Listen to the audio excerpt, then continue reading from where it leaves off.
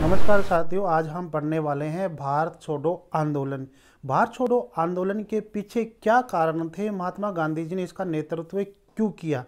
कारण क्या था कि साथियों कि क्रिप्स मिशन भारत आया था मार्च 1942 के अंदर, और क्रिप्स मिशन ने क्रिप्स प्रस्ताव पास किया था।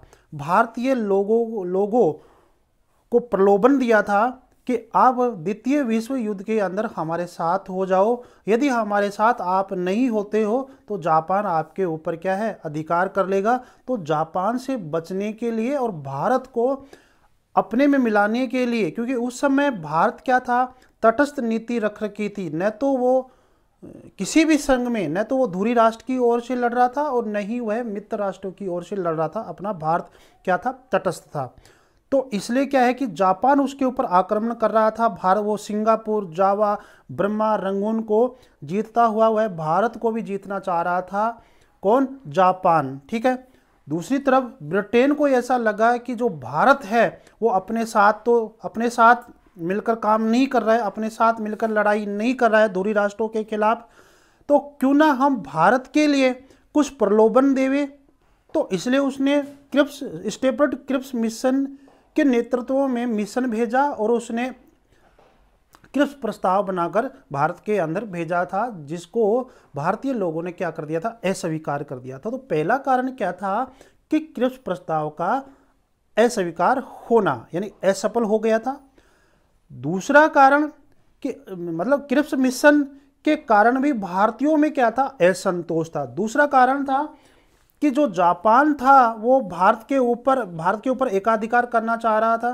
तो भारतीय लोगों ने सोचा है कि अपन न तो ब्रिटेन के पक्ष में जाएंगे, अगर हम क्रिप्स प्रस्ताव को मान लेते हैं तो ब्रिटेन के पक्ष में चले जाएंगे, और यदि क्रिप्स मिशन को अस्वीकार करके हम अपने बलबूते पर कुछ काम करेंगे तो हम जापान के पक्ष में भी नहीं जाएंगे। तो कहीं ना कहीं जो जापान का जो आक्रमण था, जो भारत की ओर हो रहा था द्वितीय विश्व युद्ध के अंदर, तो उसको ध्यान में रखते ये गांधी जी को पता लग गया था कि जापान अपने ऊपर अधिकार कर लेगा, और यदि जापान अधिकार नहीं कर लेगा तो ब्रिटेन अपने ऊपर अधिकार कर लेगा, क्योंकि उसने अब क्रिप्स प्रस्ताव भेज रखा है। और यदि क्रिप्स प्रस्ताव भारत के लोग मान लेंगे तो हमारा जो भारत है, इंडिया है, वो ब्रिटेन की ओर से ब्रिटेन के एकाधिकार में चला जाएगा। तो हम इस युद्ध के अंदर किसी भी गुट में शामिल नहीं होना चाहते हैं। तो ये गांधी जी को पता लग गया था। गांधी जी चाह रहे थे कि हम जो तटस्थ है तो तटस्थ ही रहे, हम किसी भी युद्ध के अंदर शामिल नहीं हो। तो इसी तरह से वो ब्रिटेन को लोगों को कह रहे हैं कि हमें ईश्वर के भांति छोड़ दो, हमें प्रलोभन मत दीजिए, हमें ईश्वर की भांति ईश्वर के ऊपर छोड़ दो, हमें जो कुछ करना है वो हम अपने आप करेंगे, आप यहाँ से चले जाओ, हम आपकी बातें क्या है समझ चुके, आपकी जो मिथ्या चेतना है वो समझ गए थे। तीसरा कारण क्या था तीसरा कारण था कि युद्ध चल रहा था। युद्ध के समय जो आर्थिक जो परिस्थितियाँ थी, जो महंगाई थी, वो क्या है, वो कहीं ना कहीं भारत छोड़ो आंदोलन को प्रेरित कर रही थी। तो देखते हैं कारण क्या था, क्रिप्स प्रस्ताव की असफलता पहला कारण। दूसरा है कि जापानी आक्रमण हो रहा था। अभी मैंने आपको बताया था कि एक तरफ से जो जापान है वो इंडिया के ऊपर आक्रमण कर रहा था। इधर से जापान, यहाँ पर रंगून, सिंगापुर, और ये जो हमारा इंडिया है इसके ऊपर वो जापान जो है आक्रमण करना चाह रहा था, यानी कि इसको अधिकार में लेना चाह रहा था। इसको समझ गए थे। तो इसलिए गांधी जी ने क्रिप्स प्रस्ताव को तो क्या किया, नेगेटिव कर दिया, उसको स्वीकार नहीं किया, और जापान की बातों को भी समझ गए कि हम कहीं ना कहीं जापान के एकाधिकार में चले जाएंगे। तो हम न तो जापान के एकाधिकार में जाए और न ही क्या करें, ब्रिटेन के एकाधिकार में जाएं। तो हम क्या करेंगे कि भारत छोड़ो आंदोलन करेंगे ताकि अंग्रेजों को यहाँ से भगा सके। ठीक है। और जापान से तो अपन निपट लेंगे।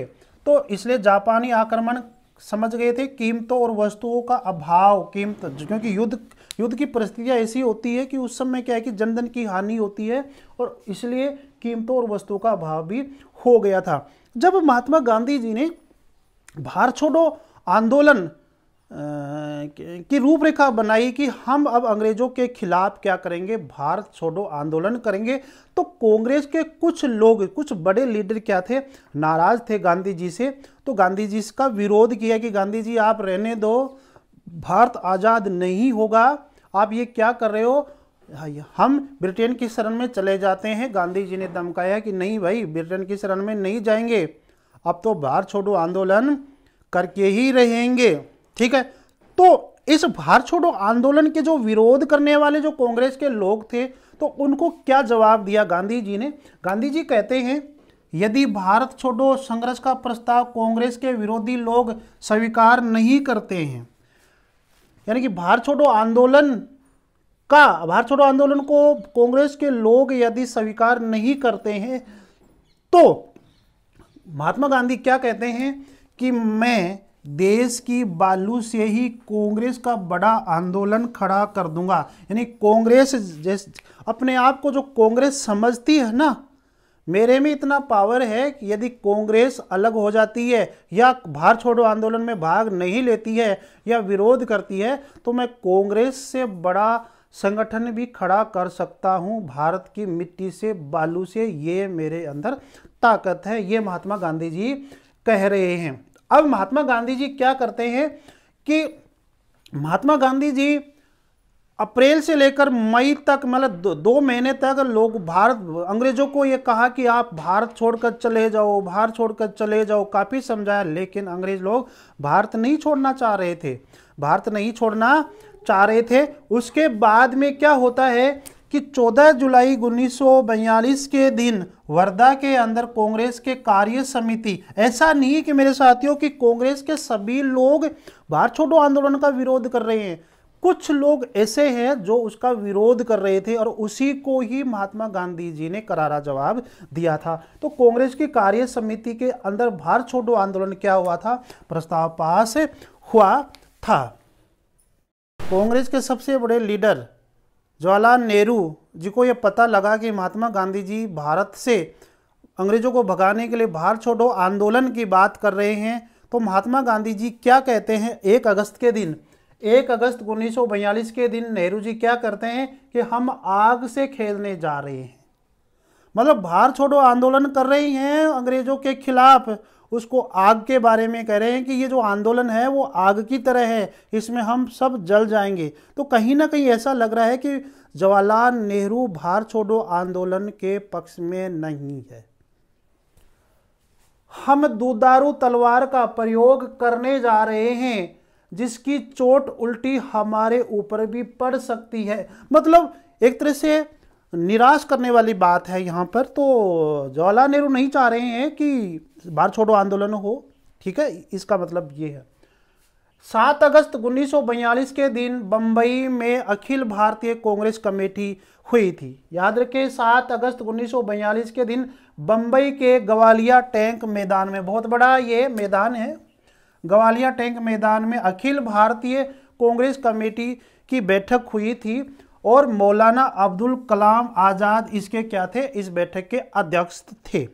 ठीक है, और इस बैठक के अंदर जो 14 जुलाई 1942 के दिन जो भारत छोड़ो आंदोलन का प्रस्ताव पास किया गया था, इसको वर्धा के अंदर पास किया गया था, इसलिए भारत छोड़ो आंदोलन प्रस्ताव को हम वर्धा प्रस्ताव के नाम से भी जानते हैं। तो इस वर्धा प्रस्ताव को, भारत छोड़ो आंदोलन प्रस्ताव को हम यहाँ पर इस अखिल भारतीय कांग्रेस कमेटी के से हम पास करवाया जाता है, गांधी जी के द्वारा पास करवाया जाता है। तो 7 अगस्त के दिन ये बैठक होती है, और 8 अगस्त के दिन क्या होता है कि ये जो भारत छोड़ो प्रस्ताव है, जो वर्धा प्रस्ताव है, ये पास हो जाता है। यहाँ से गांधी जी ने इसका नेतृत्व करना शुरू कर दिया कि कांग्रेस, अखिल भारतीय कांग्रेस समिति ने इस प्रस्ताव को पास कर दिया है। अब हम क्या करेंगे कि अंग्रेजों के खिलाफ भारत छोड़ो आंदोलन शुरू करेंगे। ठीक है, अब क्या था कि जब ये ग्वालियर टैंक मैदान में गांधी जी भाषण दे रहे थे, और भाषण के समय ये कहा था कि कुछ भी हो हमें आज़ादी चाहिए, अब हम अंग्रेजों के बहकावे में नहीं आएंगे, कभी अंग्रेज कहते हैं कि शराब बंद कर देंगे, कभी अंग्रेज कहते हैं कि टैक्स कम कर लेंगे, कभी अंग्रेज कहते हैं कि अगस्त प्रस्ताव लाएंगे, कभी अंग्रेज कहते हैं कि क्रिस प्रस्ताव लेके आएंगे।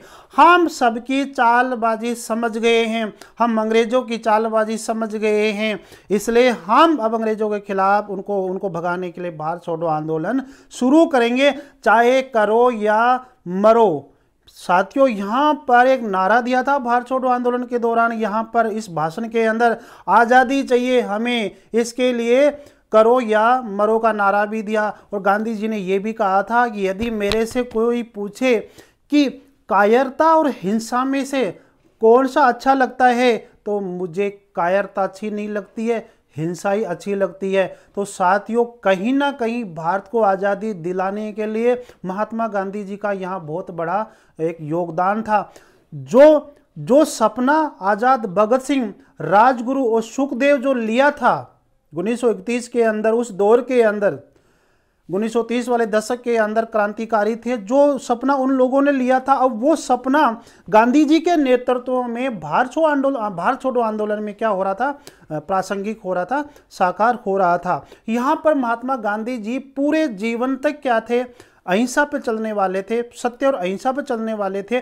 यहाँ पर गांधी जी ने साफ साफ कह दिया था कि मेरी ओर से कुछ भी करो, मरो करो, हिंसा करो, कुछ भी करो, लेकिन हमें क्या चाहिए, आज़ादी चाहिए। इन अंग्रेजों को यहाँ से भगाना है हमें, ठीक है। तो ये बात, तो अब देखते हैं कि उस ग्वालियर टैंक मैदान के अंदर गांधी जी ने क्या कहा, देखते हैं। संपूर्ण आज़ादी से कम किसी भी चीज़ से मैं संतुष्ट नहीं होने वाला हूं। अब अंग्रेज लोग हमें कुछ भी प्रलोभन दे, मैं संतुष्ट नहीं हूंगा।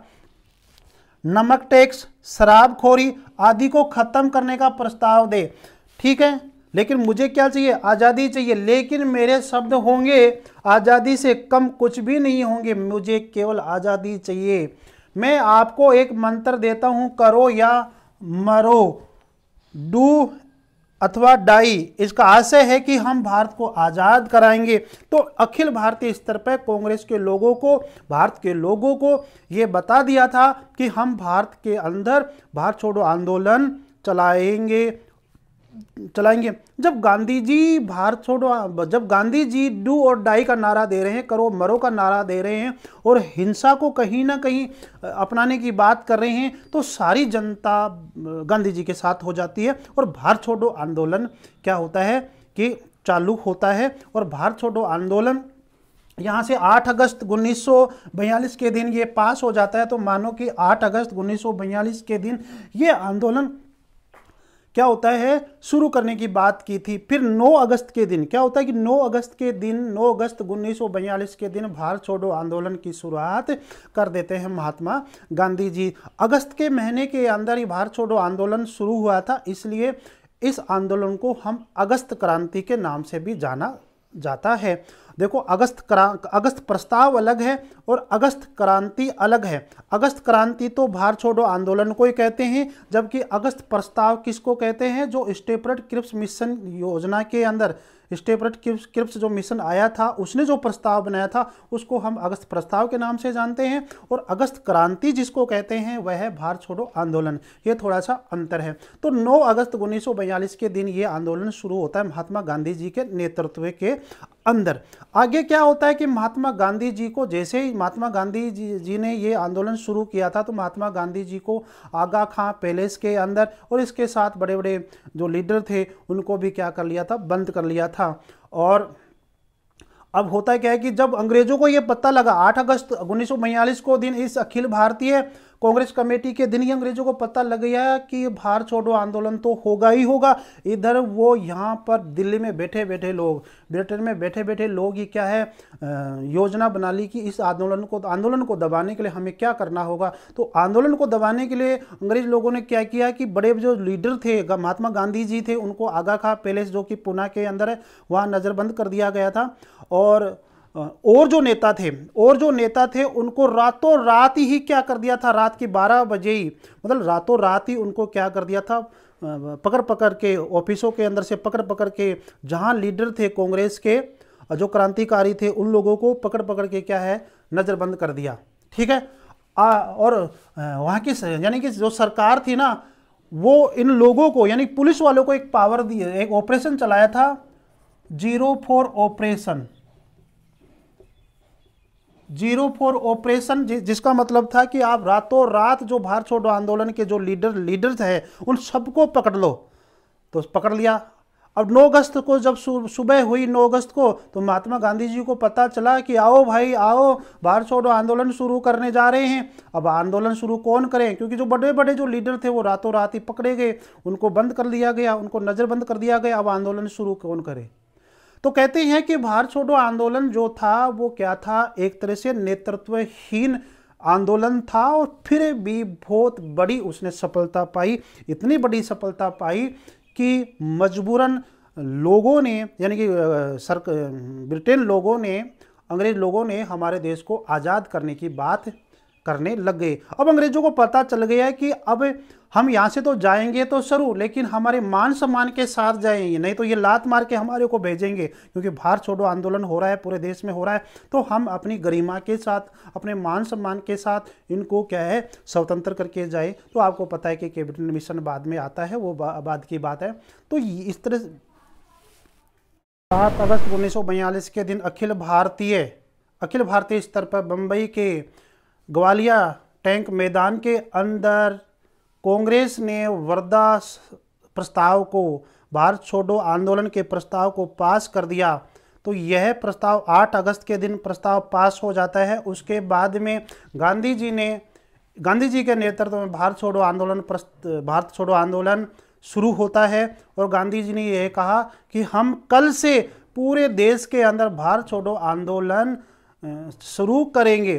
तो उसी समय अंग्रेज लोगों ने क्या किया कि 0R ऑपरेशन चला दिया था। ये जरूर याद रखिए कि 0R, मैंने 4 बोल दिया था अभी, तो 0R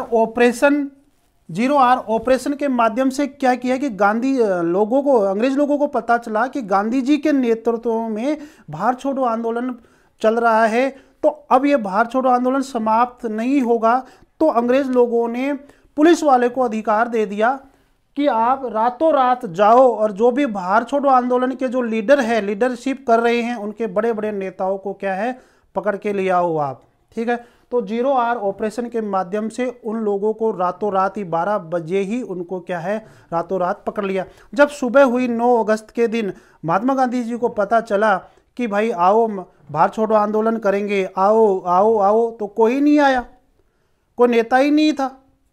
तब महात्मा गांधी जी को पता लगा कि रातों रात ही अंग्रेज लोगों ने हमारे जो लीडर थे, जो आंदोलन करने वाले थे, उनको पकड़ लिया। अब क्या किया जाए। तो अब क्या है कि महात्मा गांधी जी ने क्या किया कि बड़ी चालाकी से गली गलियों में गए और जो गांधी जी के अनुयायी थे और उनको लगा कि ये मेरे आंदोलन को मूर्त रूप दे सकता है, तो उसको क्या बना दिया, लीडर बना दिया था। तो इसलिए कहा जाता है कि ये एक ऐसा आंदोलन है जो बिना लीडरशिप ही यह आंदोलन क्या हुआ था, प्रासंगिक हुआ था, और जिसका परिणाम क्या हुआ था, भारत आज़ाद हुआ था। ठीक है।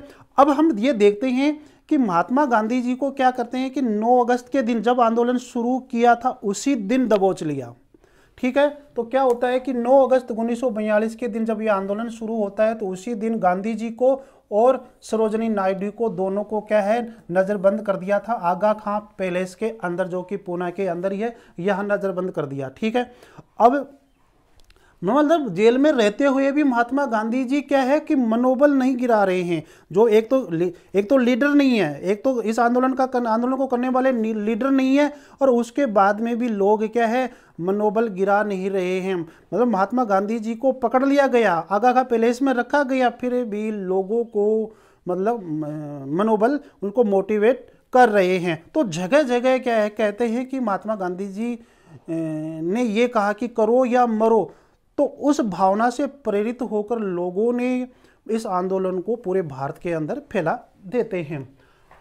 देखो ये कुछ नेता है कि नेहरू जी है, गोविंद वल्लभ पंत है, डॉक्टर प्रफुल्ल चंद्र घोष है, डॉक्टर पटाभी सितार मियाँ है, डॉक्टर सैयद महमूद है, जेबी कृपलानी है। इनको सबको अहमदनगर कैद कर लिया गया था। मतलब जो बड़े बड़े लीडर है कांग्रेस के, उनको कैद कर लिया गया।